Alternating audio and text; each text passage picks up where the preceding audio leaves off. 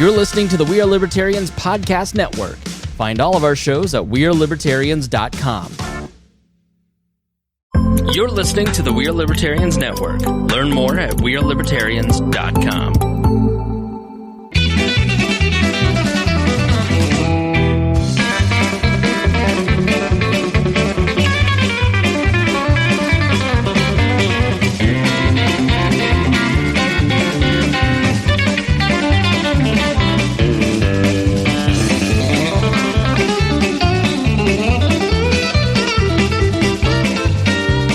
Welcome, everybody, to the Boss Hog of Liberty podcast. This is episode number 253 of East Centralian's favorite podcast.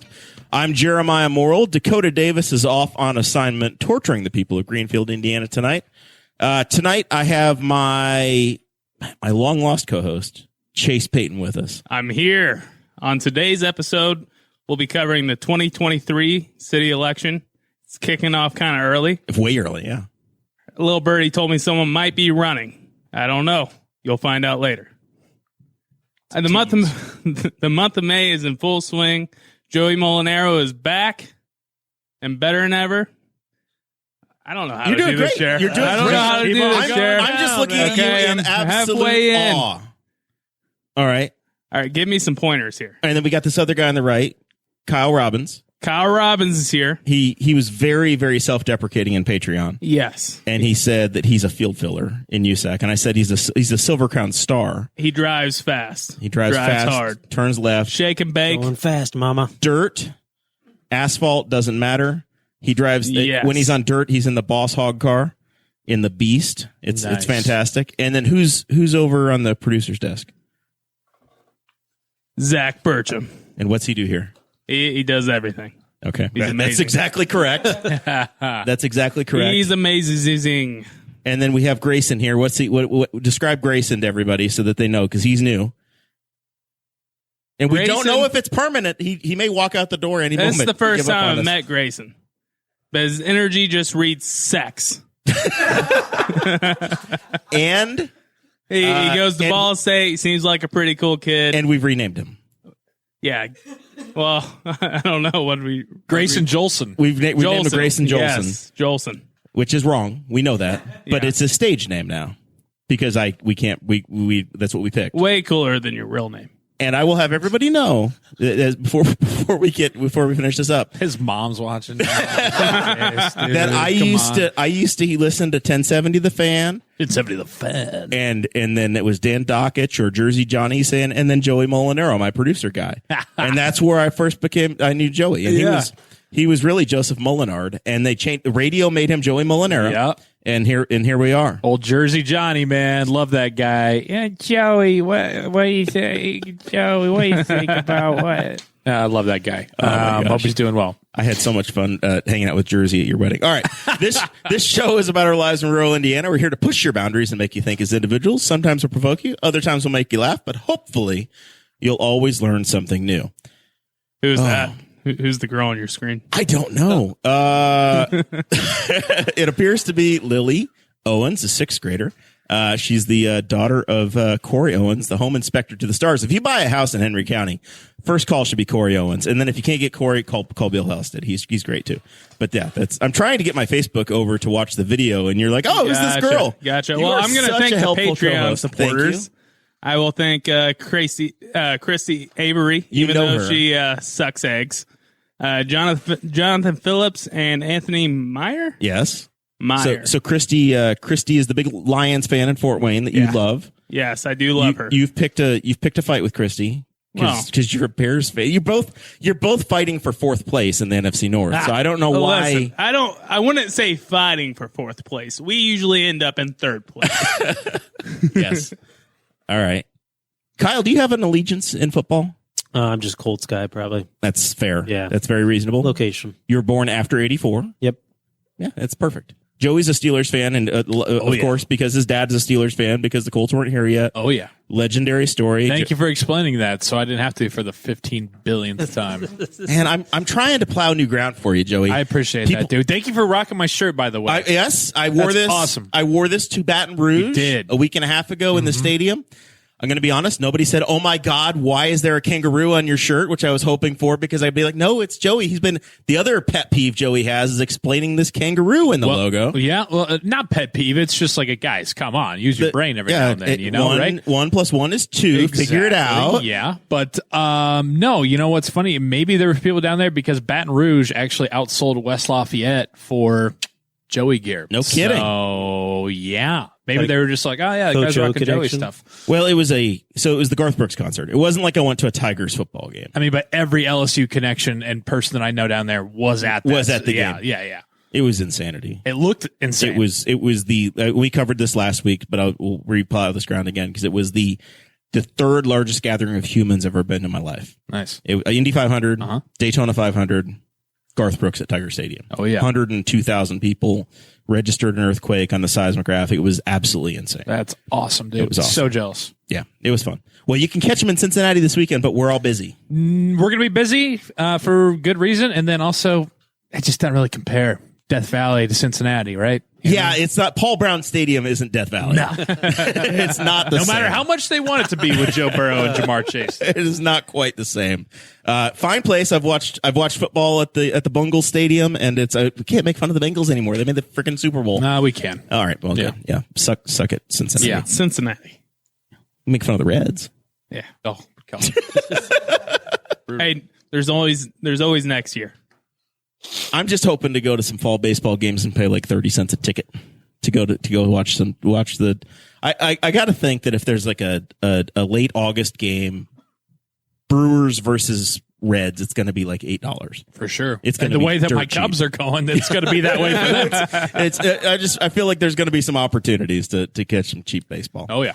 All right, so Joey, we had you on here. I don't even know how long it's been. This is my 4th, 5th, 6th time on the show. I've lost track. I'm a terrible host. Mm-hmm.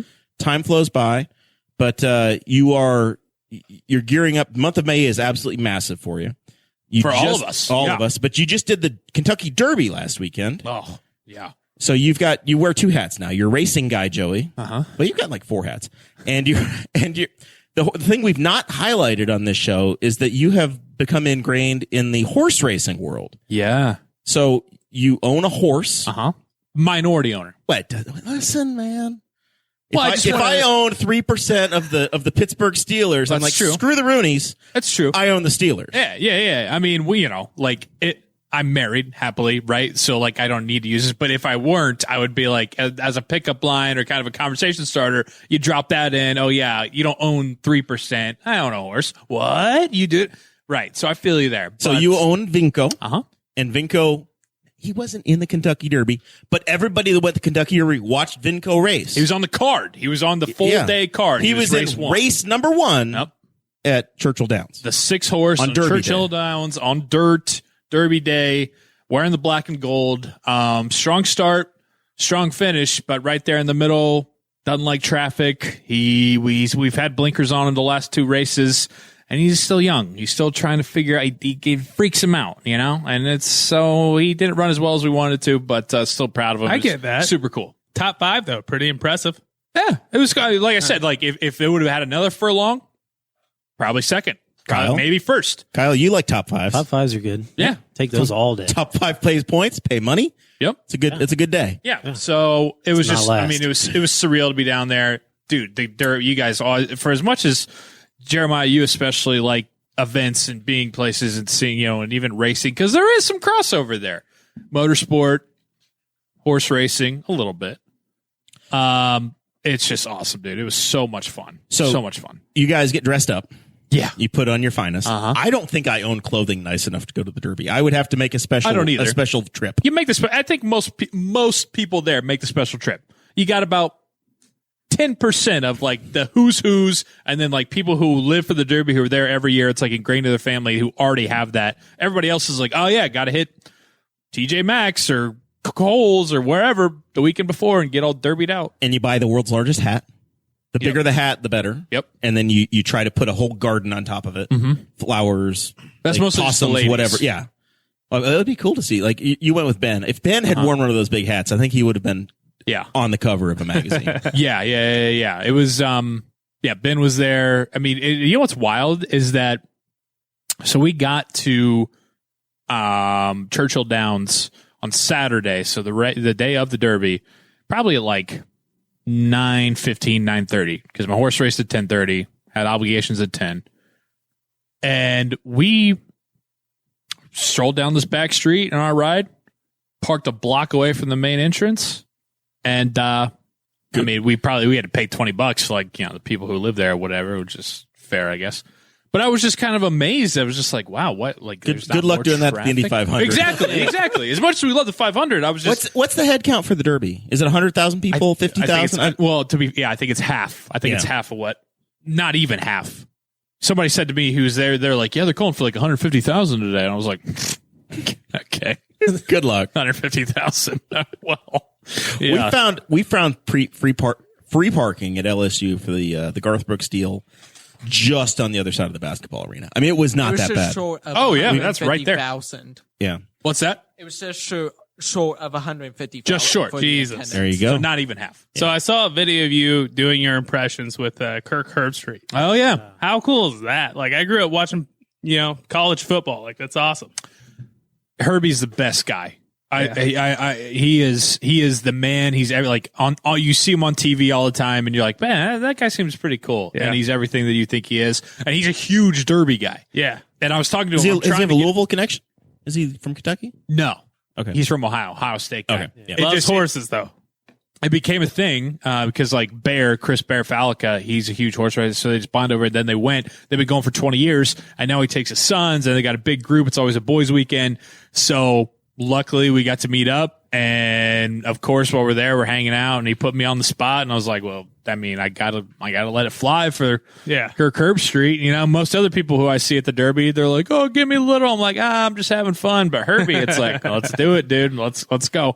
But he was awesome, man. And what's wild is that his sons are now 21, 22. They're like senior in college or whatever. And so they were all there partying, having fun, and they were super good kids. One of them actually is moving to Indy this week. No kidding. Really? He's going to intern for Pat McAfee. That's fantastic. Small world. Yeah. That's another Circle. common link with Joey. Exactly. That's perfect. It was wild. Yeah. But Herbie was the man. The Derby, it was just everything that you want it to be, man. There's just bourbon everywhere, cigars, everybody's dressed up, looking like idiots. So you're like, well, let's do it. So we watched the presentation. The presentation. How old am I? I sound like Tom Griswold. We watched the show. Presentation, Christy. Yes. So, I don't know where it came from. Yes, we were watching the program. Well, you are old. Shut up, Chase. Program, I think, is older. Yeah. The talkies. Yes, they had the pony race. Was on. The program. See. Well, the point is, Woodford Reserve was in everything. I was blown away because we did a big bourbon tasting last year. Checked out Woodford Reserve, and I realized that they were like the official bourbon, but they were on every. It was, if you look at NASCAR in motorsports in general. Yep. It's a big deal getting your logo on camera. Mm-hmm. Woodford dominates it. Woodford Reserve was on everything down there. I was very impressed by that. Yep. But you got to walk the red carpet. Mm-hmm. You had the mic in the hand, and you hit up Jimmy Johnson. I saw this on Twitter today. Yeah. 7-time NASCAR Cup champion, Indy 500 rookie this month. Yep. Did Jimmy actually tell you to F off? No, Jimmy Please, don't ruin Christmas. Jimmy was the sweetest guy, man. And so I was like, I hope he sees it and knows that I'm just joking. But yeah, so I was doing the red carpet and Jimmy Johnson comes out and I was like, oh, hell yeah, this is perfect. And I was like, maybe in his racing circles and everything, he's, maybe they talk about me, seen or something. No clue. No, I mean, like about you or about your shtick. Both. Any of it. Not a clue. Yeah. So I'm waiting for him to come over. He comes over. I'll release the video here tomorrow or something, but because I got like me talking to him for the minute or so that I was, and I was Jimmy, Joey Molinaro, good to meet you. And he was just like, yeah, so good to meet you too. And very cordial. But then we got talking, and then I was just like, "Driver's eating donuts, man. I'm camped out. You got to eat some donuts with me this month." And to his credit, he did not say, "Who the F are you?" His response was great. But golly, man, I can see why every mom has a crush on that guy. Just the the pearly blues and the gray. I mean, he's just getting a beard fox, like Kyle over here. I was going to say, you're kind of giving me some. No, he's got way more like salt and pepper pristine than I do. Yeah, he's got. That's it. Salt and pepper. You nailed it, dude. Go. Yeah. If Silver Fox. Yeah. But he's a great guy. Great guy. But it would have been funny. It honestly would have been funny if he would have been like, you get the Fox. Can we retape that and you punch me? That'd be great. Perfect. Yeah. You need to pick a feud with Jimmy Johnson at the Derby so that you can work back in with it. Well, I posted on Speed Street. Somebody was out there when they were testing at IMS. Somebody had a F Jimmy Johnson shirt on. Yes. What? Wow. Yes. Because there's a whole contingent of that gurp. Really? Yeah. Just the IndyCar people, I assume. Yes. Because last year at the GP, because you did run the GP last year. Yeah.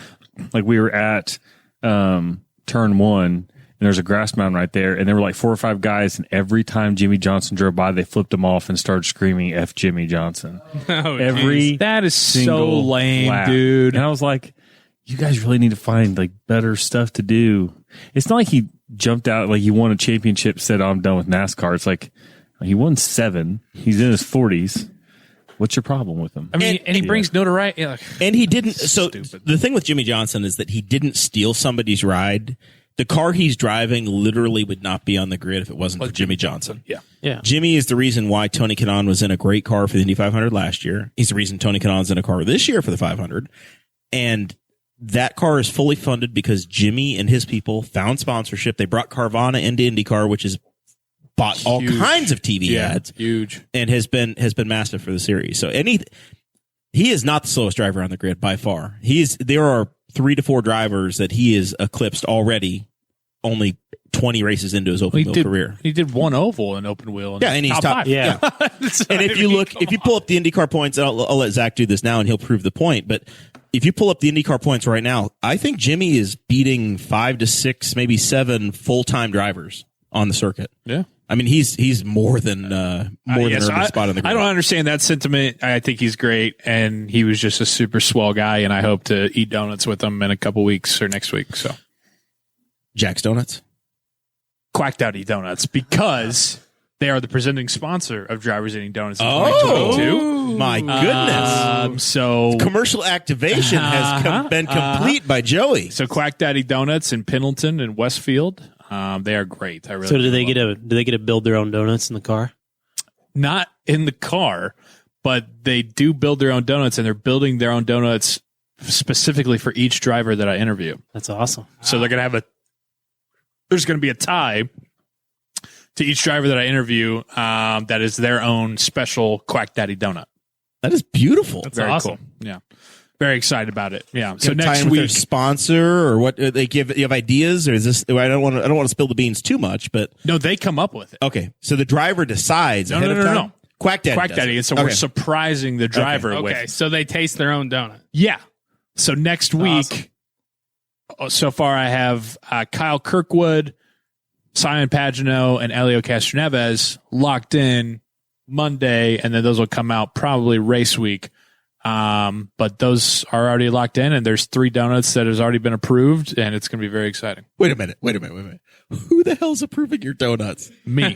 You are. Okay. It's not, Roger Penske doesn't have to, like, in his busy ass month of May, it's like, oh yes, Joey's donuts for the month. No, we need to change this. I'm sure they're all great, but do you have a favorite donut?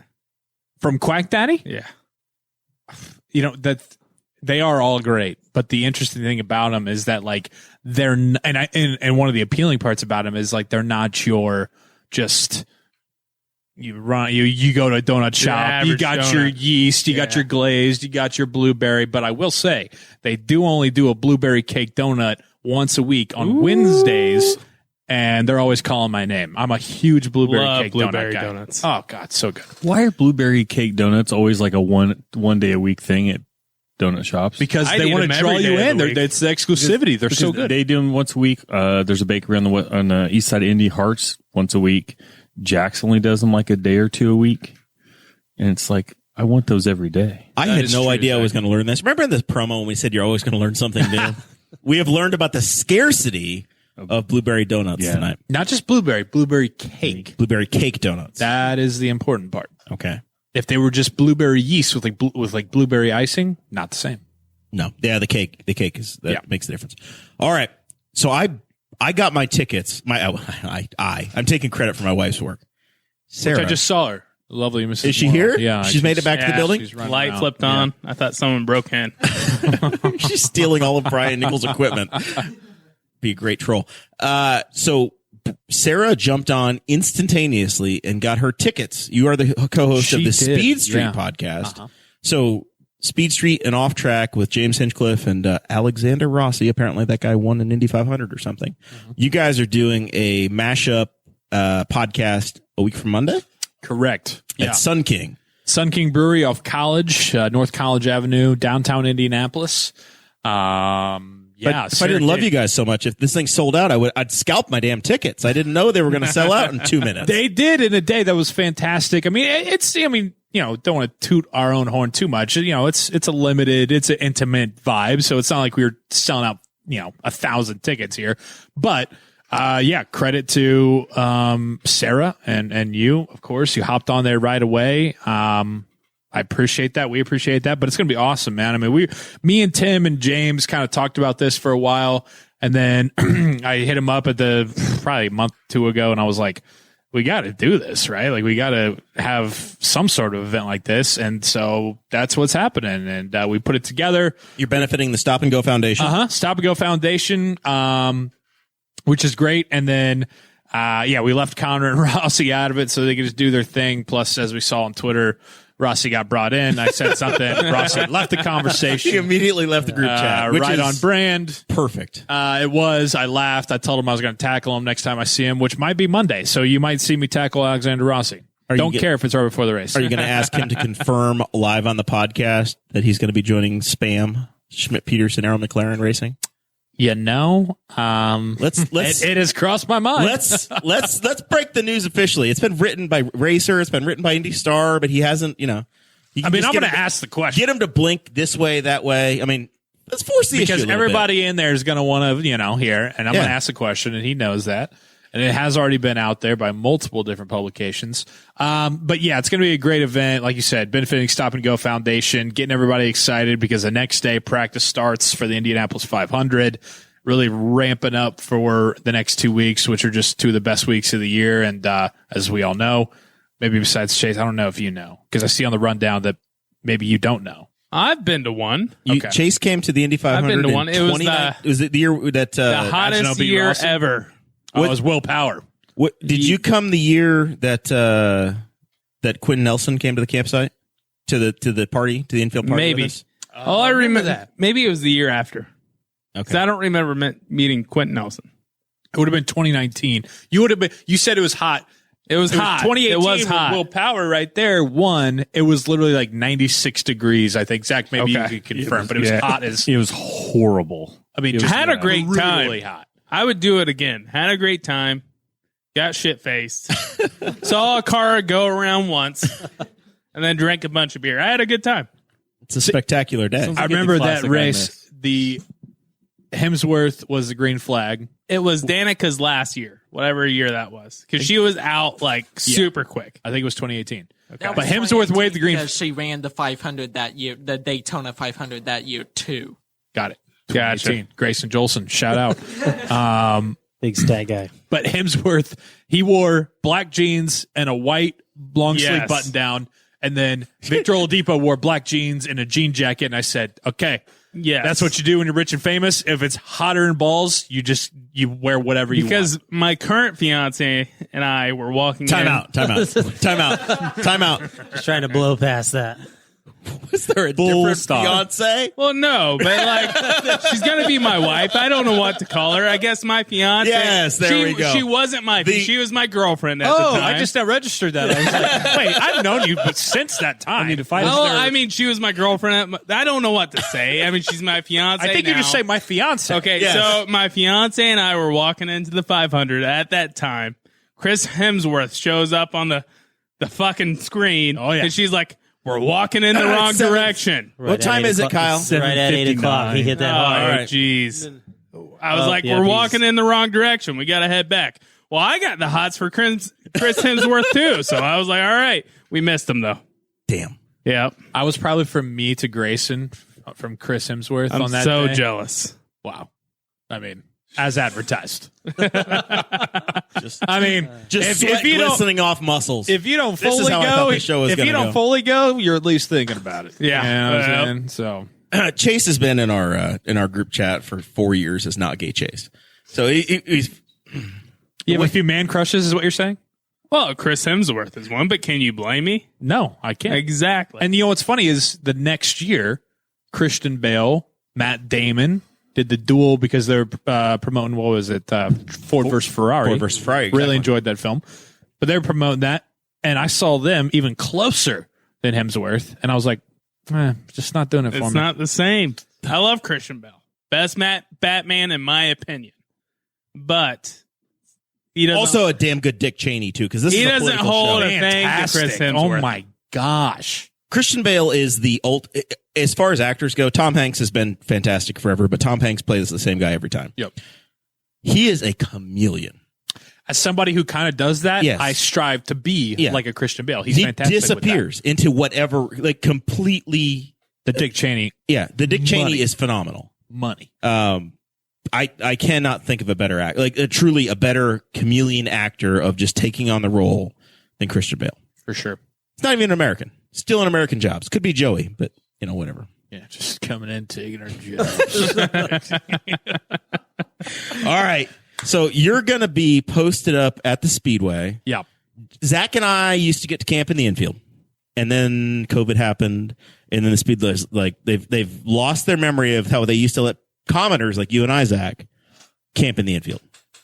It's maybe the saddest tragedy that's ever happened to me at that track. That was my favorite weekend, camping in the infield, and now at least Joey gets to enjoy. So now Joey's got a camper in there. Here's the thing, is that the camper that Mount Comfort RV has so graciously lent to me this month, it sleeps like 10 people, no joke. So, I mean, if you guys, like, I would love to have you to be able to relive that, because that really broke my heart hearing you say that. So you always have a place with the Mulinaros. We can visit with the Mulinaros. I just want you guys to know. Yeah. Yes, absolutely. But I thought the infield was back, man. I thought The infield is back for race days, but not for camping.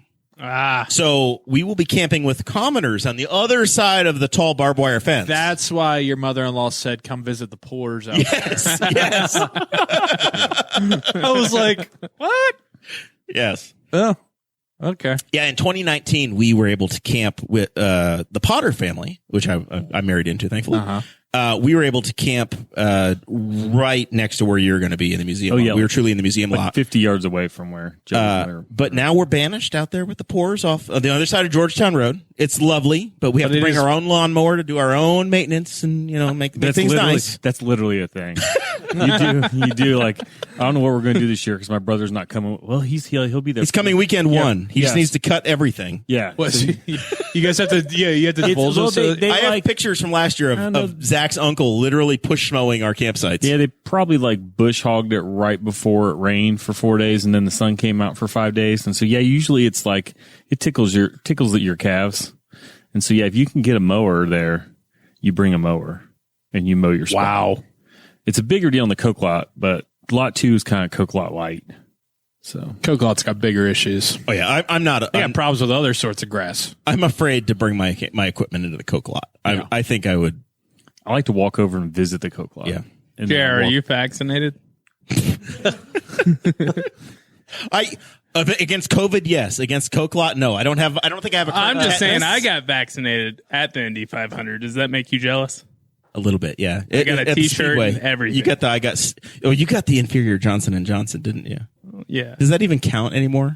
Yeah, I don't think it counts. if you only have one anymore. dose of Johnson & Johnson, dude, I mean, I only have go one lick Johnson, a toilet Jared. or something, Yeah, Coke lot. How many times have you gotten COVID since you got that shot? Hey, it's a big Johnson though.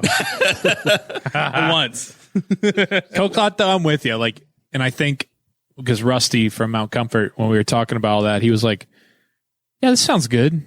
Any way you can park it inside?" I don't think you want to be out Rusty's giving you a $150,000 motorhome and would prefer that it comes back not torched. Which absolutely, I don't have. I have a pregnant wife, for God's sake. I have no interest in being in the Coke lot for that long. But a man on the street segment out there is probably something that needs to be done. So Oh, it'll be spectacular. It's going to be, there are so many possibilities.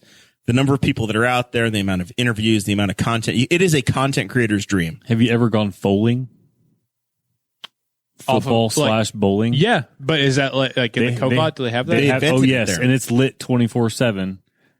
And yeah. Like actually lit or like Juju Smith-Schuster? Somebody runs a generator like 24 hours a day. Wow. And I think they've got the foaling like letters on top of a bus so you can find it no matter how inebriated you might be. They legitimately invented it there. Because I know it's down off far down on the Mass warehouse Ave. in Indy. But yeah, the sport was invented in the Coke lot. Love that. Love it even more now. It's great. Because it is fun. It's very fun. Sorry. So I've been watching the Instagram. Instagram. Zach, well, you and other drivers. Oh, just any people, Instagram. People that are in the IndyCar series. Zach and I have a little chat where we exchange notes. And we noticed this week that your co-host, Connor, has ordered a swimming pool. And he's putting a swimming pool in his campsite at the motorhome for the month of May. Pool or a hot tub? I think it was a pool. I thought it was a hot tub. I think it's a hot tub. It's an inflatable hot tub. Even better. It's going to be the classiest thing in the driver lot. If he's got a hot tub, maybe you need to go pool. You need to get like go to Rural King and go get the $300 pool. Hey, brother, I was at Costco today. You don't think that didn't cross my mind? And I think I got the cosign from the wife, if I remember correctly. I mean, it's going to be hot. What was the Watson's slogan? Please don't tell me I'm too old. You're too young for this. What is that? The place he sell pools. Yeah. Yeah. Watson's was. Oh no, yeah, I remember that. What was the slogan? It's hot and you need a pool. There you go. Come out to Watson's was summer's cool. Yeah. No, I remember that. Yeah, that is kind of interesting because today. Do you think you'd get a stern letter from management if you built your own pool? Well, what's funny is that I had a meeting with the lovely folks at IMS. I don't know, probably end of April. Just about different content ideas and kind of like, hey, I'm working on this thing with Mount Comfort, and I don't really know about the camping situation with it, and so we're talking about logistic everything, and there was some heavy undertones of, look, this is great and we love you, but don't fuck this up. Be professional. Be professional. And I was like, look. I know what you're talking about because I was there 5 years ago, and it's not going to be that. We would prefer that you don't launch water balloons at the race cars as they're driving by. Water balloons, or throw a mask of Kim Jong-un on the president of IMS, or just absolutely promote the hell out of a different beer company when Miller Coors is the official partner of the Motor Speedway. So things like that. You got to take care of the right people. Yeah, and so I'm like, look, I love you guys too. I want to keep sleeping in this bed. I'm cool. So you'll be a team player. Exactly. All right. So maybe no pool this year. I mean, donuts with drivers could turn into poolside pastries. Oh, wow. Look. That's year 3. Ooh. That's year 3. That's May of 2023. Yeah. I mean, the danger is not what you would do at the pool. It's what would happen when the drunk fan finds the pool. Because that's what they're worried about, is that all of a sudden. Now, wait a minute. And so Connor doesn't have to worry about that. There's the driver's security. There's nothing better than the random internet video that goes viral because a seal found a pool and swam in somebody's pool. If there's an alligator or a crocodile in the pool, the little bear cubs get in the pool. You could set up a camera and just roll tape on any random drunk. When Chase comes by at a turn 3, I'd be there. And cannonball and jumps in your pool. Just a whole bunch of liability issues it's not even my liability. Joey but it just makes me. Joey sounds like a homeowner. I know. I'm a sellout, man. Freaking IMS sellout. He's really trying to make sure this goes right. Yeah, he really would like to be invited back next year. Exactly. Yes. All right. So tell us about this Donato's giveaway. I'm scrolling Twitter this morning. Yeah. And then it's Joey wearing his Hinchtown t-shirt. I was your Hinch the old it's Hinch a Toronto Motor. Oh yes, the Toronto Motorsports Hinch shirt. Fantastic. Love those guys. Derek Koska is a hero. We love Roger Work. Everybody at Toronto. Can't wait to see him this month. Stuff. Yeah. So tell me about this. People have a chance to sign in. It's kind of a Boss Hog exclusive. It just announced today. you do like 3 things on the internet, and people can sit with you on Saturday in a suite. Yeah, and look, if you like me, if you like what I do, that's part of it. But also, if you're just like, hey, I want to enter to win the suite, you do win, and you want me to just go buzz off in the corner, I'll go watch the race by myself, be perfectly happy, understand. But yes, Donato's Indy 317. So it's a partnership with obviously Donato's Pizza, but the Indianapolis branch of Donato's Pizza. They are doing a bunch of sponsorships and everything with the IMS with IMS this month, including stuff for the Race for Equality on Friday, right? The Indy Lights are not the Race for Equality. It's Race for Equality and Change. Yep.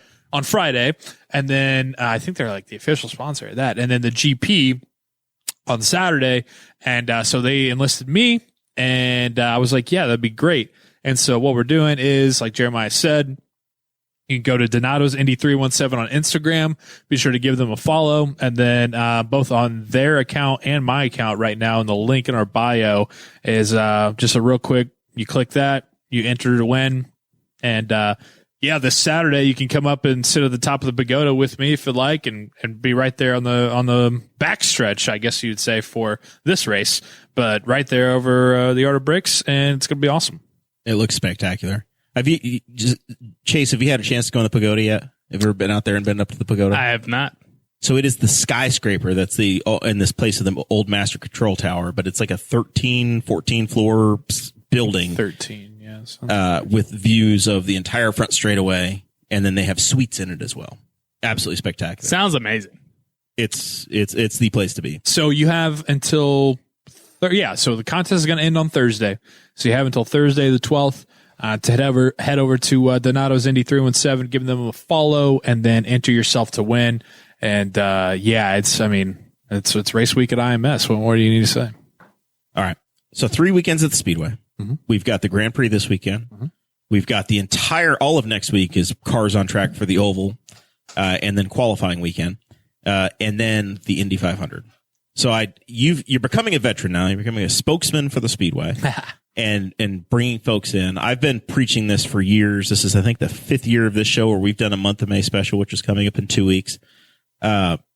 Why do people need to come out to the track, and what do the different weekends, like what's the different vibe of coming this weekend versus qualifying weekend versus 500 weekend? Right. And why, if you're like, I can come out, but I don't want to come out 3 times in a row. What do they expect if they come out each of these times? Yeah. So, just off the top of my head, I'd liken it to like, your college experience, right? Let's say, in college, on a Thursday night, people are having fun. It's a good time, right? But it's still kind of like, hey, we got to remember we got Saturday night. It's going to be coming up, right? So I'd say this weekend is kind of. I'd say this weekend's like Wednesday night, where like somebody's doing like $2.50 like Long Island pitchers. And so like the hardcores and the people who are really like, I want to go out there and have a good time. They go out on a Wednesday night and they do the picture of the Long Island, right? So Chase, you say it's one of your favorite nights. That's exactly. Zach and I are the same. It's one of the most spectacular weekends of the year because it's not the overwhelming mass of humanity. Right. But it's still access to a world-class sport. Yep. You can meet drivers, Kyle's obviously here tonight, but you can meet guys in their fire suits that are the top of their game. The same people that are in the Indy 500 are there this weekend. Mm-hmm. And it's like if you meet Joseph Newgarden or Scott Dixon, it's like being with Aaron Rodgers or with Patrick Mahomes. Jimmy Johnson out there. It's Tom Brady as they get of motorsport. So it's like Wednesday night, like Jeremiah said. It's like, maybe there's no cover. Maybe the line is not short or not long at all, right? To get into a place, you can get drinks real easily. It's a great time.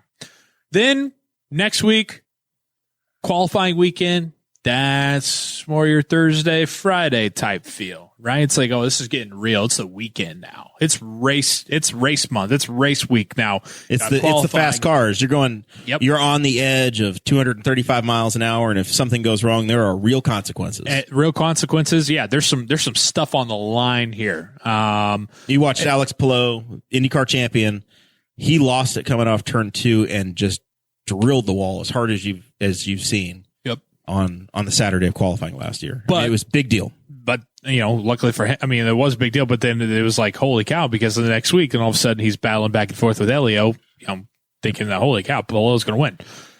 And then, so to the whole main point of what I'm saying here is then all of a sudden you get to Saturday night. And Saturday night, all the girls are wearing their heels and they're putting on the earrings and the boys are looking fresh and bringing out the gold watch and everybody's ready to go and it's packed. Chris and Hemsworth there. And then that's 500. That's the 500 weekend. That's Carb Day. That's Legends Day, even though people are probably going to be upset, I'm sure, because the concerts are not in-house. It's downtown. It's downtown. A little different this year. We don't like Speedway purists don't like change. We'll bitch about you. Yeah. Literally last year, they changed the way they painted the drivers' names. Zach will hear me on this. They painted the drivers' names on the side of the pit road. And like 5 of us are going, that's wrong. That's different. That we don't like anything different. You're right. Exactly. And, but I think that's one of the parts that makes it great is because there's people like that, who care. So anyways, yeah, that's why I liken it to is you're going to have a great time no matter what.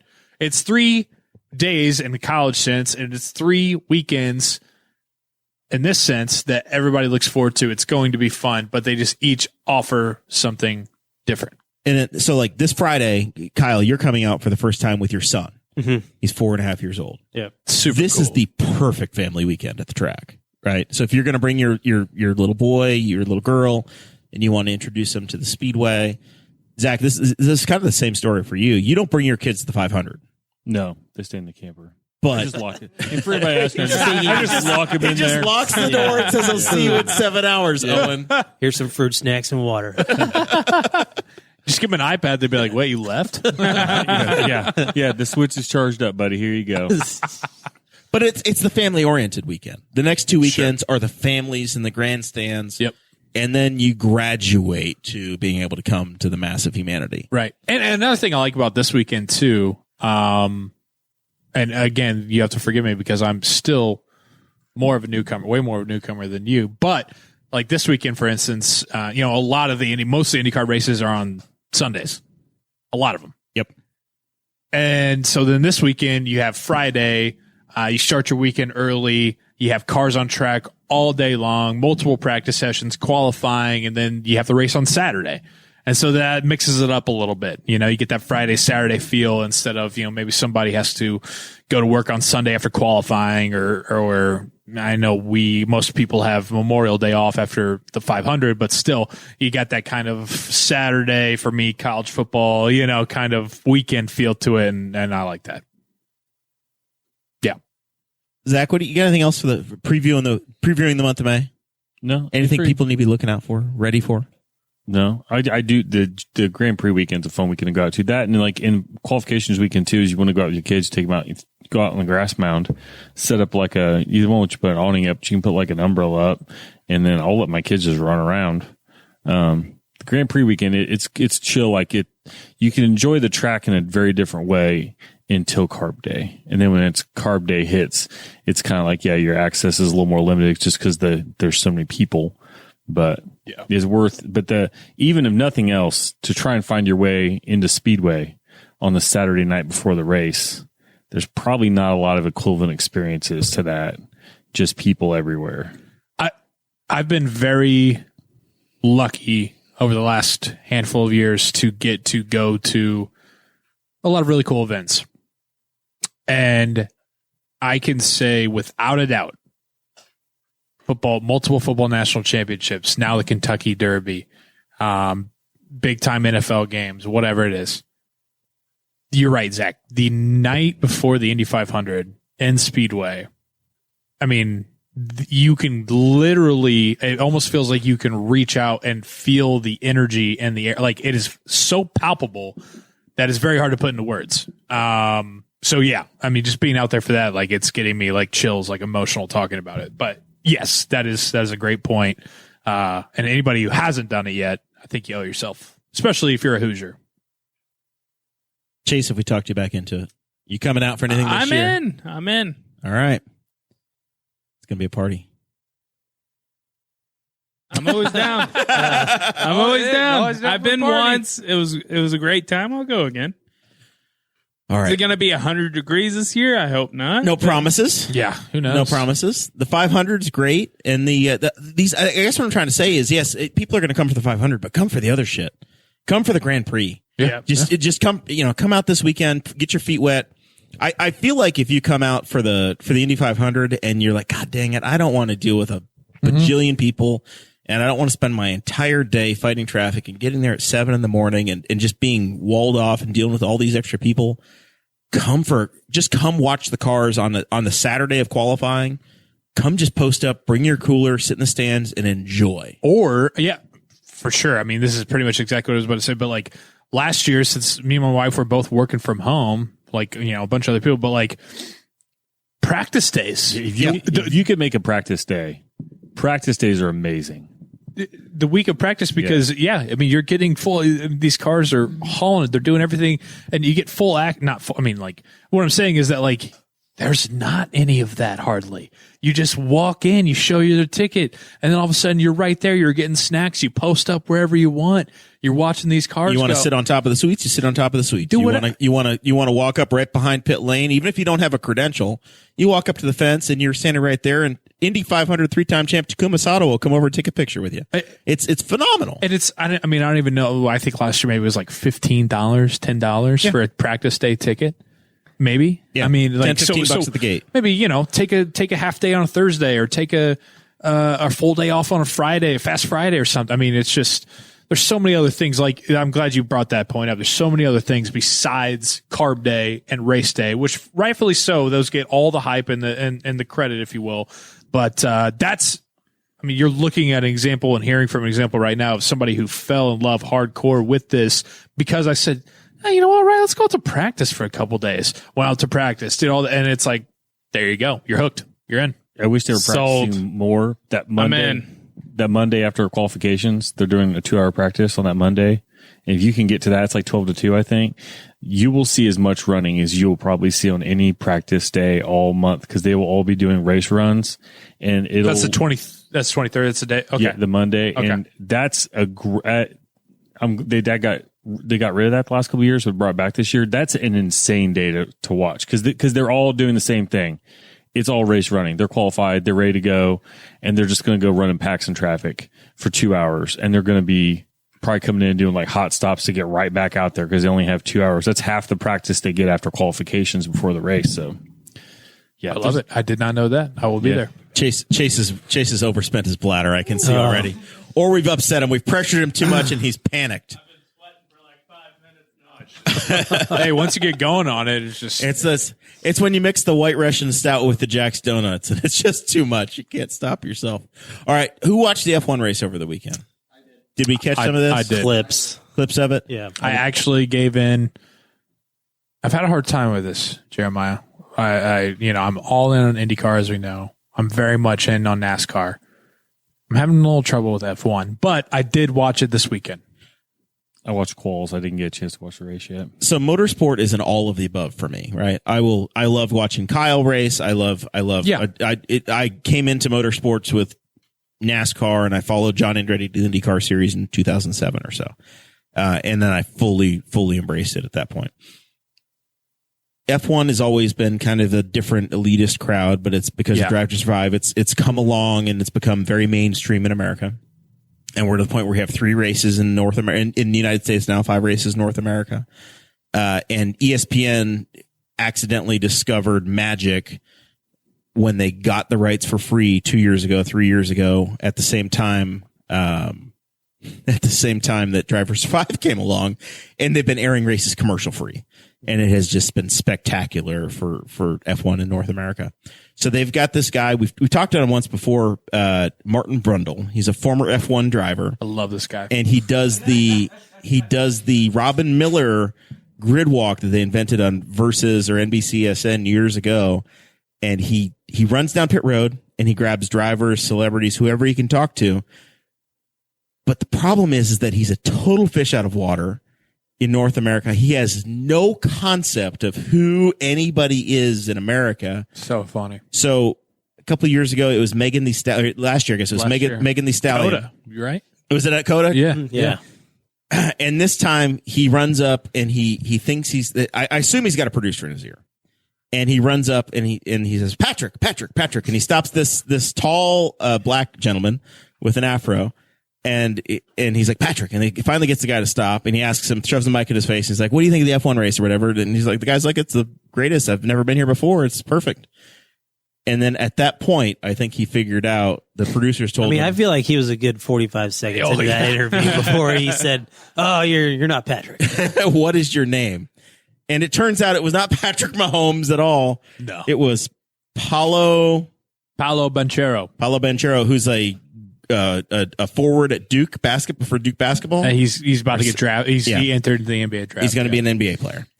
6'7", a lot taller than Pat Mahomes. Yeah.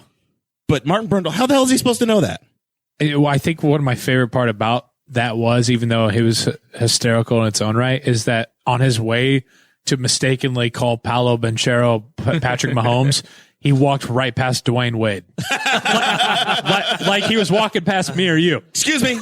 Didn't even, no, I'm like, that literally, that's why I was like, that's the guy. Okay, you don't know. I think the problem with that is you don't have producers telling you who to go interview. Like the fun part with like Robin Miller or Robin knew everybody. Robin knew who he was going up to talk to, as opposed to telling Robin Miller to go interview some guy who Robin Miller doesn't know or care who they are. And I'm trying to think of the guy's name for the second time today who took over the grid walk for F1 before NBC lost him. Will Buxton? Yeah, Will Buxton also could run around. He knew who he was talking to. But yeah, if you got this British guy who doesn't give a crap about America and anything, you can tell. He's just in his own world. So trying to interview people that are of some questionable importance in the United States, it's hilarious. I try to put myself in Martin's shoes, and I think Joey's famous. Joey could get this job, and he could be the guy that we send over to Europe to cover F1 when we have an American contract, and Joey could be the guy. Joey, could you do that job if you're expected to go to Silverstone and be like, hey, run down pit road, and I want you to find a famous soccer player and a cricket superstar. Nope. Good luck. Do you know what Messi looks like? Yeah. No, I could not. I mean, because Duke basketball, yes, it's a big deal in America, but nobody in England knows who the hell Mike Krzyzewski is or who Christian Leitner was or any of that. They might know obviously he knows Patrick Mahomes because he's, But I mean, the NFL is trying in Europe. Yeah. But black guy with hair, it's got to be him, right? Right. Like, I totally understand how he got there. It was great TV. Yeah. It was bad TV, but it was great TV. You know, one of those. The entire event is on Twitter, right? Everybody's talking about. That's the one thing that made it through. I'm Pool Boy Jer that day, and the only thing I see is everybody going, "Ooh, Pool Boy Jer." Yeah, Spicy. Listen, subscribe to the Patreon, and you might get the pictures. Did you go to Liberty too? Listen. If we're talking, this has been a racing episode. We're talking about Liberty University. Your NASCAR driver dropped the F-bomb, and he's in trouble with Liberty University. Oh, jeez. Mr. Hendrick is going to have some words with young William Byron. Oh. William Byron had some words for Joey Logano. Not happy. Not happy. He dropped the F-bomb on national television. Wait, he did? Yeah. When? It was actually not on TV yet, but he was talking. So he got out of the car, and there were some of the other reporters were there, hot mics, and he's talking to Jeff Gordon after. Gotta watch out for those hot mics as Castellanos hits the drive. Goodbye career. So, that was Liberty University. Not so happy with young William Byron. All right, we've ignored Kyle Robbins way too much. Oh no, I'm just enjoying the show. Glad to have you, buddy. Yeah, was this like a third time back? I think so. Yeah, I think so. That sounds about right. Guest. You self-booked. You've become a Boss Hog alum when you start self-booking. You're like, yeah, I want to know that one. I did let's go. Too this time. I was like, were we doing this in May? What's going on? He was like, yeah, come to the 10th, I guess. I said, Joey, I am in pure hell. We are doing a candidate series, and I don't think you want to meet the people that are running for county recorder, particularly. So how about could be some good inspiration for content, though.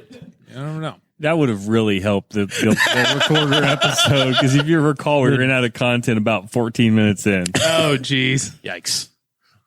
Congratulations to Miss Lovelace. And she's won the Republican nomination for recorder.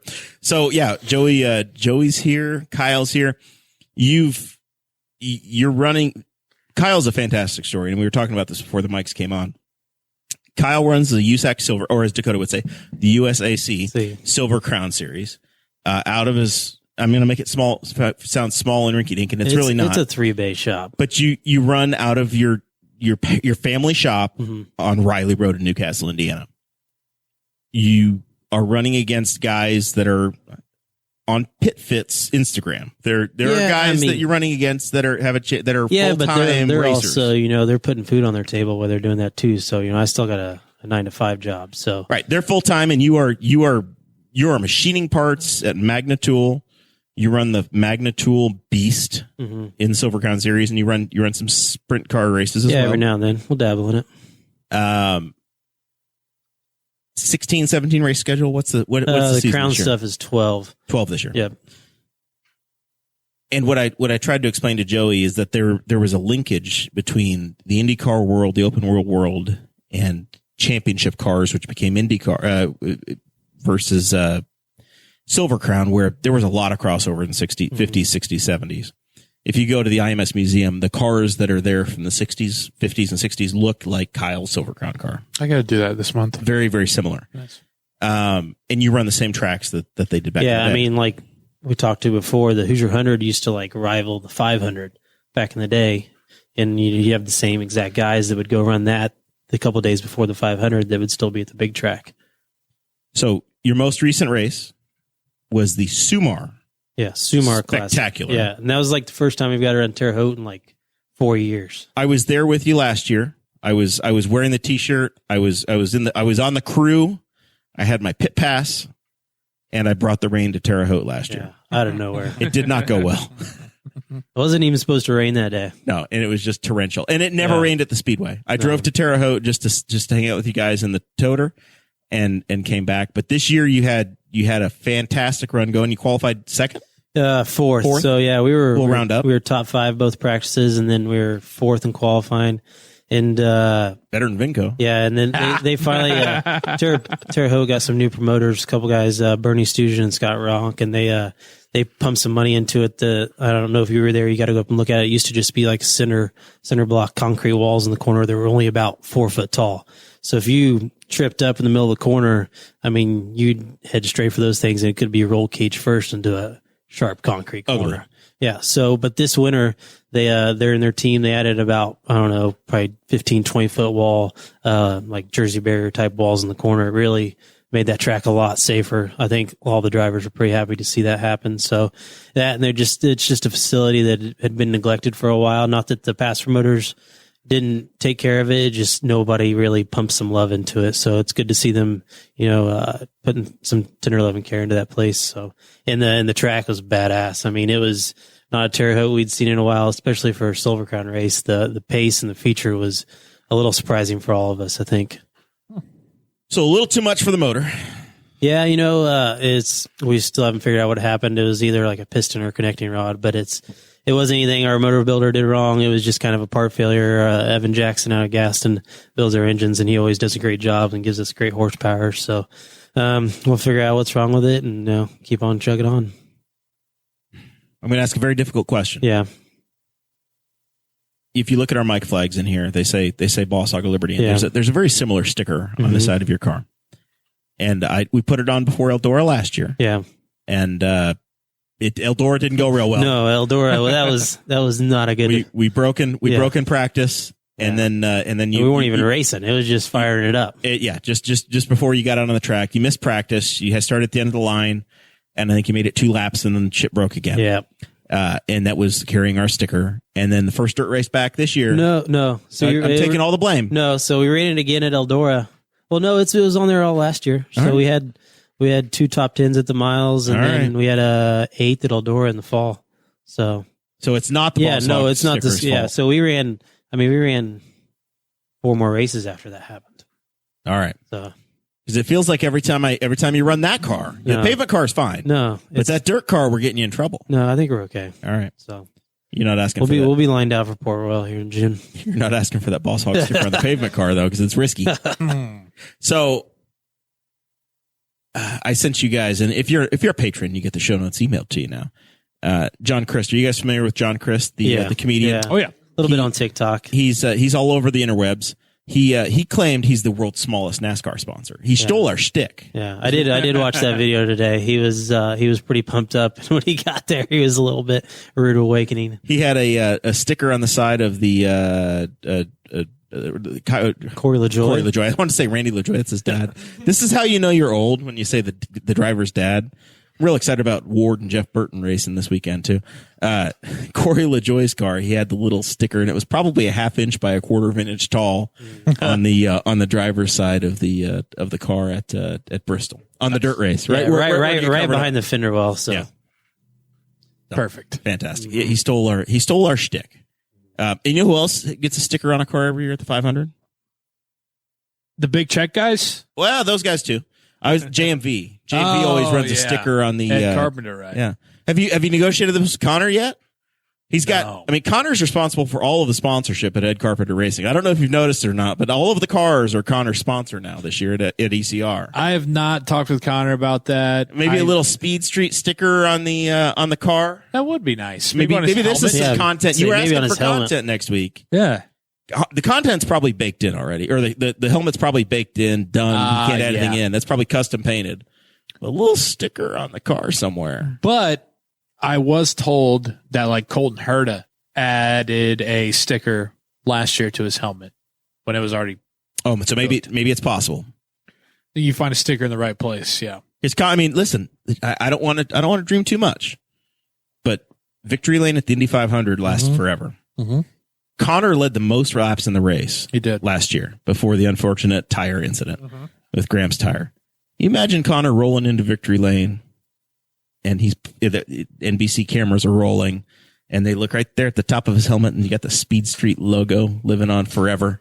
That would be pretty sick in victory lane. Now you're talking me into something here. Yeah. Yeah. What about the Joey logo? I was going to say that would look pretty clean. Or a little. Why is that? Why the hell is there a kangaroo on his helmet? Conor Daly's not Australian. Yeah. Outback. I want a bloomin' onion now. That's what's going to happen.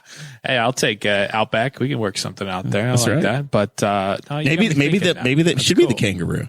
Maybe one of each. Well, I'm trying to think of his ride. And it doesn't necessarily. I mean, I guess a white one doesn't. It works with anything. But yeah, we could work something out. Hopefully, I think this is something. This is something to pitch. And then when we're Conor recording says Speed yes, Street tomorrow, so I will bring it up then. Well, I was gonna say, do you want to do it then, or do you want to do it on the live show? The big one with the fans, where you can guilt him into it. That's the way to go. Down at the brewery, and then when he agrees, you turn over to Rossi, and you say, let's maybe we trade podcasts.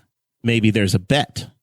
Maybe he has to run a Speed Street podcast if Conor outqualifies him.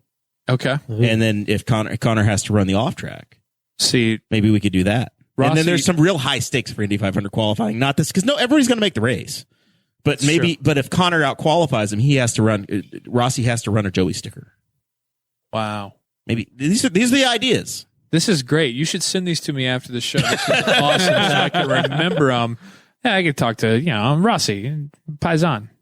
Let's make it happen. And he'll just go, no, not a chance. Not a chance. I would say you bring this shit up before you talk about the McLaren thing, because he's going to truly shut down at that point. Well, I mean, for him, it's like, yeah, screw it. I mean, geez, last year, fucking throw a middle finger on there for all I care. Who gives a shit?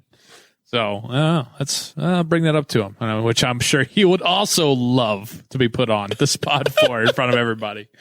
Yeah, Rossi's my guy. Anything else you want to ask for from Chase? Any on the wish list of shit we want Joey to accomplish to get things into the Indy 500? Well, this is your chance. This is your best chance. This doesn't have anything to do with the Indy 500. No. Okay. But I do have an ask for Joey. All right. Is you asking for him to be the best man at your wedding? Well, no, that's not it. So a couple years ago, I'm third alternate usher. You posted something on Twitter, and my friend shared it to a group message, and he was like, "Man, this guy's really funny. That's exactly what we would do." And I go, "Hey, I know that guy. He danced at my friend's wedding. I danced with him." They're like, "Oh, no, you don't. No, you don't. Blah blah blah." I was like, "Yeah, I do." And then they didn't believe me. They were like, add him to this Twitter group. And I was like, I'm not going to do that. I don't know him that well. Can I add you to that Twitter group later? We got to do it. Yeah, got to do it.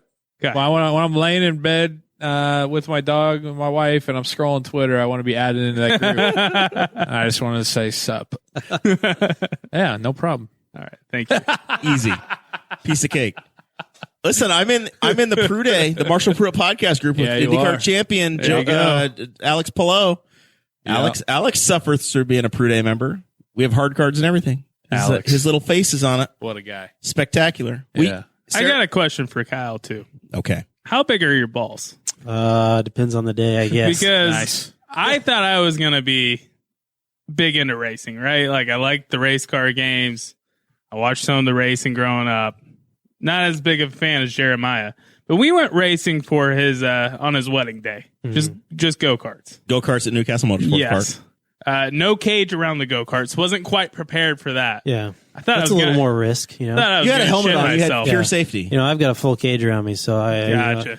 your balls may be a little bigger than mine. I was taking the turns like a grandma. Jared's flying around me. I didn't expect that from him, but I took the car to the limit of the tires. I know how to drive to the limit.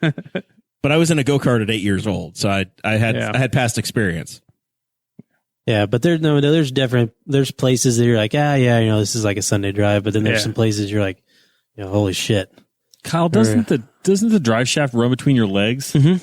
That's what I thought. Well, it's encased. I mean, it's not like, It's not like your enormous balls get shredded by them. Yeah, and the motor only sits probably like 8 inches in front of my feet. I mean, all the moving parts to an engine are in the inside, but sometimes when things go wrong, they end up outside the engine. They go wherever they want. Yeah. So of the Silver Crown tracks, which one's the most insane? Winchester? Winchester. Yeah. That place is pretty, like, I told somebody a story last year. I was running behind a guy and we were probably like 60, 70 laps in of 100. And like, I'm probably half car length to a car length behind him. And his right rear tire, from where the rim was and where the tire was like scrubbing, like it almost looked like his tire was going flat. So I'm like, oh shit, I'm going to back off because I really don't want to be up this guy's ass when he plugs it in the fence. And I'd followed him for about 7 more laps. I'm like, no, there's just that much force that's like shoving the tire 6 inches to the other direction. wow. Yeah. Jeez. And that really got, and I mean, that place you're carrying a good rate of speed. I think we went there and tested and I was going like a low 15 seconds. And for that point, I was like, okay, we're moving. And I wasn't near as fast as like Cody Swanson. Those guys were still about a half second faster. Well, then I got home and I looked at Tracy Hines' sprint car track record there and it was like a 13.9. I'm like, there's no freaking way I'm going to go another second and a half faster. Wow. So yeah, that place, it definitely opens your eyes when you get going. Big balls. There you go. Yeah. I'd shit myself. I'll have to show you an in-car. I got an in-car from the dirt miles. It's pretty wild. I mean, you think you're going probably like $150 at the end of a dirt straightaway and you just haul her F in there wide open. And hope it sticks, The difference between Kyle's racing and what the Formula guys do, the IndyCars guys do, is that you have no aerodynamic grip whatsoever in your cars. No. I mean, wing sprint cars, like but they have a big square foot billboard on top of them, but our stuff is. You are all mechanical, so your tires and your suspension. Your suspension. They're, as the Indy cars would call it, they're dampers. Yeah, but your springs and your spring rate is what matters to your car. Yeah, that's how all the grip we try to make is mechanical. It's like you said, the little bit of the mile stuff you could add some wickers here, but they're pretty strict on the rules on how much you can add stuff. So really, like I said, it's all mechanically how we try to hook the car up. In theory, how much horsepower have you got in a car? So the Silver Crown cars, they're putting upper 700s, like 780, 790. And like the sprint car, it makes like 870. Jeez. 870 horsepower. And like 700 foot-pounds of torque. In a car that is and like there's steel. There's no transmission. So it's steel tube. Yeah. So whatever gear you put in the quick changer in, it's from whatever 1 3/4 travel throttle you have, that's 870 horsepower. We need to get Chase to Eldora, because Chase or any track, just what Eldora, the 4 Crown, you see some crazy stuff there, and like as the track rubbers in, and you don't think a dirt track will rubber in, but dirt tracks rubber in, and you'll see a car pull a wheelie the entire way down a straightaway. Wow, in dirt. Yeah, they do insane I need to things. get to Eldora. Well, I will. Just as Joey said for the Indy 500, my camper sleeps 10 uncomfortably, but we'll do it for you guys. I'm more of a top bunk guy, though. So you have to stay Kyle, bottom bunk. Kyle's going to be running the 4 Crowns. My camper, I've got a spot reserved. My in-laws are out there. I've got 2 people staying with me, but I've got room for 6 more. So Chase and Katie, Joey and Riley. So we'll get Kyle's got his own spot. Pit passes. We'll do something. We'll have some fun at the 4 Crowns. All right. So it'll be just It's after good. the Like wedding. it's kind of like the end of the summer. You get that first like cool fall day, you know. So May have to miss this year as my baby boys do. yeah. So Listen, how else do you want to train a newborn than to bring him to the racetrack? hey, if he's here, then I'm all for it. But can't be chugging the old wife out there to Eldora to plop a baby All right, out. Zach, what were the ages of your boys when they came to the track the first time? Whatever opening day was in 2013. So Owen was born on the 30th of April, so I think he was 10 days old. His first day at the track. Wow. And then Jackson was born the 12th a couple years later, and so he was. And I think that was the last year we didn't camp for GP, and it was like 40 some degrees. Oof. And we were at GP weekend, so he wasn't a month old. He was 3 weeks old. Oh my gosh! You can do this, Joey. All right. You can They do make this. really sweet earphones for No little excuses. kids. There's no excuses. Once that baby's out of the hospital, it can go to the Go to the racetrack. track. Yeah. The bad thing is, if you take him to Eldora, you need to get him like a respirator because You there's. get a little dusty. They Little sell leftover koozies. N95. They sell koozies there that have flaps over the top, but and everything like depending on which way the wind's blowing, everything on the camper might be covered in dirt by the end of the night. I'll tell you what, Tony does his concessions right over there. You can go they're there and awesome. get like full meal, like couple beers for $10. I And it's like legit concession stand Yeah, food. Tony Stewart owns Eldora, and his goal, I think, is just to have it be like the same cool experience it was when like he was younger. See, that's one of the few places that like take a cooler for drinks for the most part, but like don't just buy your food there, and you can get every just oddball pizza, burgers, Wings are good, yeah. But they sell. Mason Beer's Rottinghouse pretty came cheap. with me last year. He bought everything on the menu, and I think he spent $27. Love it. Can't Yeah. beat that. Insane. Family friendly. Yeah. Deep fried cheese balls. Oh yeah, it's great. All right, let's finish up here. We gotta talk to Zach because we've been talking about all these guys and their notoriety and the cool shit they do. But Zach, you're the true athlete in the group. No joke. In the Patreon, I posted a picture I just started doing something and just didn't stop until they told me to. of you laid out in the grass because you just completed the 13.1 of the mini marathon this weekend. Hey, that's awesome, man. That's big time. For like the 10th time. How many times have you done the I mini? couldn't have been more content in the grass right there. That was, I think that was my 14th or 15th 500 mini. I've done other ones. I've done a couple other halves in different places, but yeah, I think every year since 2008. So you kick off the month, the official, it's an official Indianapolis 500, The 500 festival event. Yes.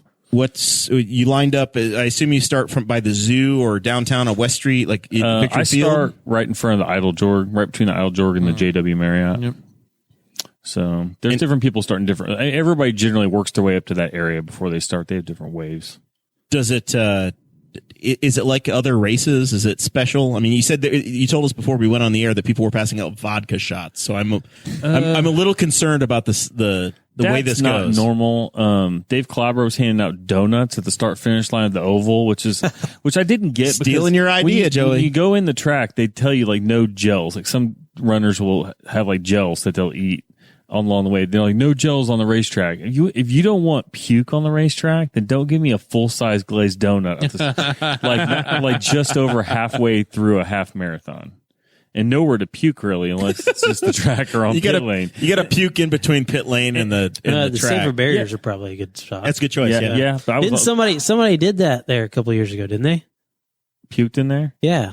Probably. And then what would be real nice is they're doing Rev that night. So then you'd be out there hanging out for Rev. Like, what's that smell? It's just like, somebody chucked Little marathon puke. Yeah. We've seen, I or my friends who run it as well have seen people like get the defib paddles on the track too. The track's kind of rough for some people. Damn. But it was fun. It was nicely uneventful. I saw one person I know on the course, and he yelled at me, and I could hear him yell at me because he was on a DJ booth. And he's a club DJ, and I was like, looked up, I was like, I think that's probably Alex, and so I yelled at Alex, and Alex yelled at me on the DJ mic. So that was kind of cool. It's not too often I see people I know on the course, but it was uneventful. Well, and then it was very neat. Your family met you at the finish line. My wife, yeah. Well, yeah, it's a weird thing. You have to wander through the grass. First of all, first fiance. This is my first fiance, or my fiance at the time, and now, oh yes, my wife. As if she's not family. You're right. Well, nobody else was.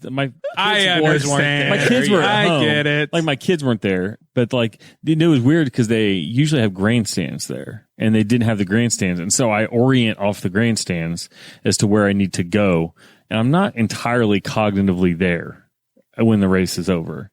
You're not thinking about the podcast and how you can make us better? No, I really want to know where the damn chocolate milk tent was, because I wanted chocolate milk. I don't eat after a run like that. I don't want to eat for probably 4 or 5 hours, but I'll consume as much chocolate milk as I get my hands on. And so I couldn't find that. And so I was trying not to fall in the park because it was like knobbly, just the grass is uneven. So I was like trying to find my wife, and she eventually found me just wandering around. And then she led me to where the rest of the people I knew were, and that's where I ended up face down in the grass. But that was the best time ever, just laying in the grass. Heck yeah, dude. Well, we're all very proud of you, man. That's awesome. Good job, Zach. It's fantastic. I ran 6 miles one time. I thought I was badass, but what's interesting is I got beat by a kid in a lobster suit. Wait, time out. You were under 2 hours. Yeah, barely. It was a very, very fantastic time. And then Batman passed me in the first mile, and Batman should have planned a little better because I passed Batman about 11 miles in, because Batman needs to pace himself for 13 miles. Yeah. It wasn't a 15K, buddy. You just give him a sup, bitch. No. He looked like he was in like a full enough Batman costume. He had like the zip over mask that like. And I was like, you're not smart. Like, I don't know how you're planning. I mean, Lobster Boy just ran away from me. I never saw Lobster Boy again. But Batman you get humbled a lot. I'm like, you think, oh, yeah, you're doing pretty good. I think I was like 3,116th out of 13,700 or something. Wow. And as Chris Guffey would say, in the 50-plus group, where'd you rate? Oh, I don't even know. I didn't see what my age. It didn't give me an age group. Really? Like, it was like in division, it just says 0. So I don't know. A guy in my group, he was in the top 500. So that was his like 10th time getting that, Casey Carmichael. So yeah, it was fun. The weather, by the way, everybody, you said I was crazy. Guess what? Guess where the wind was coming out of? The northeast. We had a wind coming out of the east, and it was glorious. Exactly as you hoped. Exactly as I hoped for. The weather was just about perfect. It was like 50 to 60 degrees. Cloudy until I got done, which is, I'm sorry for the people after me that dealt with sun, but I didn't have to deal with any sun. But they should have been faster. And there was a breeze coming, up 10th Street. And then, good job to Joe Burgess. He beat me by about 12 minutes. He just chugged along past me and turned one of the oval. I said, keep it up, Joe. And he didn't even hear me. Didn't pay any attention. Doing his own thing. Prosecutor Joe going out in style.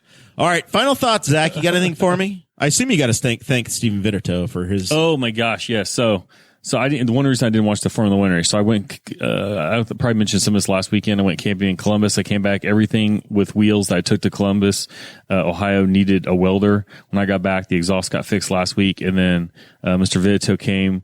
And on the day that I normally would be like washing and prepping my trailer to get ready for the track, I was ripping it apart so that he could weld part of my suspension back together so that I could go camping for the next 3 weekends at the track. And so I'm super thankful for him. He hauled all of his equipment up from Greenwood and spent almost all day on Mother's Day at my house, grinding, cutting, and welding parts back together so that my camper can roll again. He's a true hero. Man, yeah. Big time. All right. And he dealt with my son who kept my 6-year-old just kept walking up and wanted to stare directly into the welding. Yes. He's like, wants to see this shiny. He's like, you can't look at this, buddy. You can't look at this. He was genuinely concerned for my kid's well-being. And I was like, Jackson, dude, you got to go away. You can't stare at the welding, arch. Give it 5 more years and have something else you'll tell him to make him blind too. Yeah. All right. Christmas is Thursday morning, Zach. It's going to be fun. Kyle? Anything to promote? What's coming up next? I gotta give a shout out to my wife first. She lets me go race and have fun, so she stays at home with our little guy. So I appreciate everything she does for me. And then just like Joey said, the atmosphere around the month of May in Indy is like, yeah, it's the best time of the year for me here in Indiana. Because for me growing up, the whole, like I said, I know you've kind of dogged me a little bit. I've never been in the 500. But you normally racing the night before in Anderson. Yeah, well, like that whole week too, like from when I was growing up, from like usually like Wednesday, Thursday, Friday, Saturday, we're at a racetrack doing something. Either it was like used to when I was a kid, there were sprint cars at Anderson on Thursday, and then sprint cars at Terre Haute, and then the Hoosier 100, and then IRP. So that my whole childhood was more about that week before, and then we were so raced out that our tradition was listening to it on the radio on Sunday at our house, So, but yeah, there's still a lot of racing this year. I think the USAC sprint cars are at Circle City, which is the Marion County Fairgrounds, Wednesday and Thursday before the 500.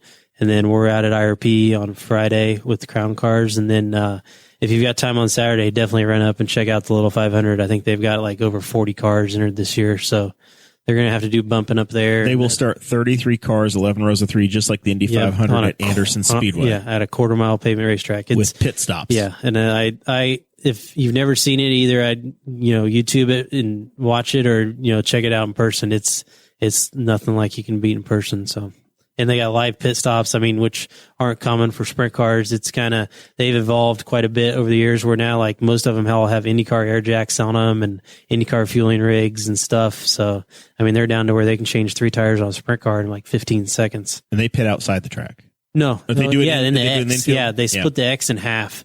So they pit all 33 pits down there in the infield. That is also a chaos, like watching push trucks, and they'll push out on the track and while it's green flag and stuff. So that's pretty wild. So they only changed 3. Huh? They only changed 3 tires. Left front. Yeah, left front doesn't matter. Left front. Yeah, I was gonna say, if you've never seen, I was like, oh, I know why. Yeah, because the left front like barely touches the ground. Left front can make it 500 laps. So. But yeah, just if you're around Indy the month of May, just check out anything that's going on, and support what's going on out at the Speedway and all the other little tracks too. All motorsports is awesome. All right, Joey. Yeah, man, what a month. Thankful to be out here. Thankful for another month of May and summer of racing with Jeremiah, you and your family, Zach, you and your family. I know we're looking forward to not only this month, but Mid-Ohio as well is going to be a fantastic time.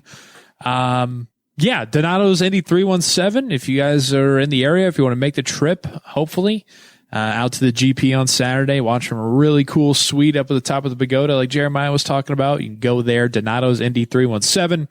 Follow them. Click the link at the bio to enter to win to come watch with me. It's going to be a great time. The whole month is going to be great. I hope to see everybody out at the track. And, just like some people, I'll get like messages on Twitter or Instagram, hey, I saw you. I didn't want to, just yell Joey and let's talk, about the month or whatever it is and have some fun. And, don't be weird about that or anything. So, just very much looking forward to it and always thankful to come out here, man. And he likes it when you demand a Coach O. That's what he really likes. Is when you act entitled and say, "Hey, here's a quarter. I want to hear Nick Saban right now." The entire month. That's all I want. Or when you throw something new, I'll be, "Hey, give me an IndyCar impression." Oh, you've been following me. Have I ever done one before? No. So it's tough, man. I don't know where it's going to come from.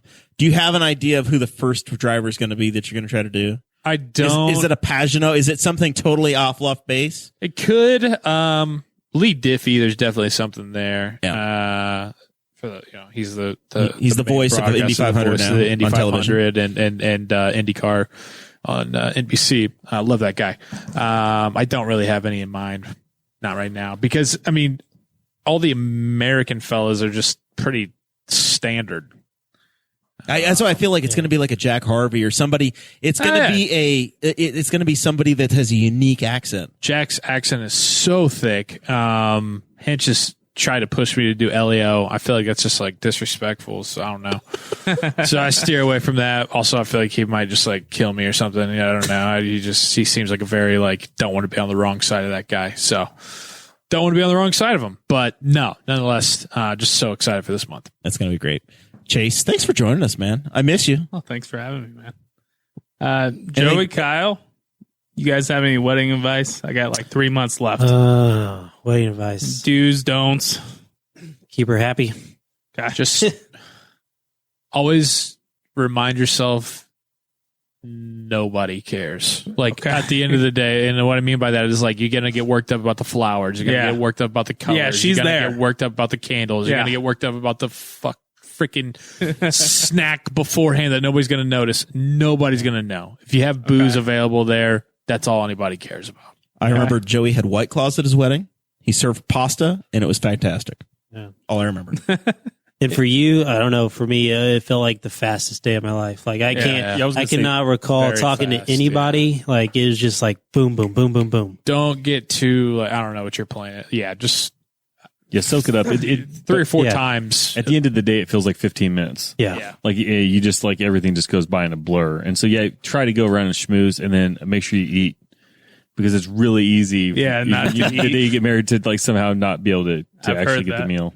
I'd say like 9:30 a.m., 12:30 in the afternoon, 3:30 every like 3 hours. Just take like Just a little snack. 2 minutes or 3 minutes and just kind of just be like, okay, this is what's You happening. guys talk for a minute. Here with the people. This is all great, and just soak it in. Just take those few moments, like Zach and Kyle said, just soak it in. Because it is super awesome on the day of, and like everybody you love is there, and it's great and everything. But all the leading up to it, just freaking remind yourself, man. Yeah. Are you leaving for your honeymoon the next day? No. Okay, no. I was gonna say make sure you set like 5 alarms because we about missed ours. Our flight was supposed to leave like at 6:30. We woke up like at 5:15. We were like, oh, we were You made it, though, 45 minutes away from the Indy airport. We were like, God. Dude, Yeah. wow. like, It's we, like the we both Amazing woke up out of Race. a dead sleep. We're like, oh shit. You know? Alone stuff. Yeah. Luckily, our bags were in the car, and it's just like Hop in nonstop. and Wah! go. Wow, yeah, that's a good one. Yeah. We didn't go on our honeymoon directly after either, so that was a nice like come down. Oh, also like kind of understand that the day or 2 or 3 after, the wedding blues are going to kind of hit, because it's all like it's going to, like we were all saying, it's going to be over in a snap of a finger, and you're like, I just spent the last like a year of my life, all I thought about is this day, what's going to happen, planning, and then it's done, and then everybody else goes on to their own lives, and then now you're like, whoa, Yeah. That happened. and it's like, what do we do now? You know, so Yeah. All right, one more thing. I had a little bit of Joey. I'm not gonna lie. I've been a big fan of yours for a while. thanks, man. Thank you. You kind of pissed me off in one tweet. Uh-oh. Oh boy. Okay, The airing of the grievances. this was a while ago. It was about Justin Fields. Can't remember the exact tweet, but it was bashing Justin Fields. Oh, dude, yeah, I remember and this. pissed me off a little bit. It was something like, I feel like Justin Fields' stat line is always like 12 for 28 with like 113 yards passing. Yeah. I mean, was I wrong? Well, I mean, no. But at the same time, I mean, he was on the shittiest offense. He didn't have any weapons. He had the worst coach in the league. You have to realize that Joey is And trying to convince all I himself wanna that all is say- okay with Mitch. All I want to say You just got Kenny is Pickett, bro. I'm if good. he just played the Steelers that night, not the refs too, he would have beat the Steelers. So Yeah, I'm just well, kidding. we came out with that. We ran out of the stadium. But I will say, a lot of times when I'm like, I just think it's like, I think stats like that are hilarious. You know, when the guy's just consistently like 13 for 29, like 111 yards passing somehow, 1 touchdown, 2 interceptions, like the grossest stat line ever. I don't know. I just think those are fun. I agree. But, I do the same thing to my Dolphins friends. Who you're are right. fans. Tua Tagovailoa, big time. Yeah. Big time. Oh, Same yeah, guy. Same thing. Anyway, sorry about that. So it's okay. thanks for- It's okay. I For a play- split second, I was like, I'm going to follow him. No, I got to. But then you posted something else funny. And I was It's like, that I quick can't. of a trigger? Oh I my can't. God. The Bears are close to my heart. Anyways, you're in good hands now. I know you guys drafted Kenny Pickett. Yeah. You know, small hands though, so he'll be great to clean Mitch's balls off for him. But You had that one planned. Huh? Chase, I love you. Thank you guys for covering for me. I had a Leslie Nielsen moment in the bathroom a minute ago where it was like, remember when he has you looking at me like crazy, Naked Gun. Mm-hmm. Yep. And he's the baseball umpire, and he goes to the bathroom, and it goes on for 10 minutes. Don't call me Shirley. That's Airplane. No, I know, but that's the Yes, guy. yeah, that's the guy, Mr. Magoo. He's all the great Naked Gun movies. Is he in charge Airplane. of the Nielsen ratings, by the way? God, it would have been great if he was. I don't think he's any longer with us. He's probably would have been about 97 at this point. Yeah. But it just I reached my limit. I made fun of Chase earlier having to go to the bathroom, and I was like, nope, not making it. It's over. It hit a point for me. I was like, I can either piss myself here and look a little bit professional, or I just go. So No, it's fine. We have no expectations here. If you got to go. Nobody's trapped. Thank you guys for joining us. This is fantastic. The month of May is here. It feels like it, and it's spectacular. Thank you so much for the patrons that make it all possible. I think we'll have Dakota back next week. That's the promise. And I think we have tentatively got Representative Tom Saunders booked for next week. So a retiring Representative Tom Saunders is going to be with us. We're back to a Thursday night next week. And then we'll be back on Tuesday, the week before the 500. And that'll be our traditional, race day night. We have Mike McCown, you guys have met him many times before, maybe Blake McCown, and maybe one more special guest that I don't want to put that out there quite yet, but we might have something worked out that, if it happens, it'd be a really big deal. Big bucket list, guest for Zach and I. So with that, we will see you guys a week from Thursday.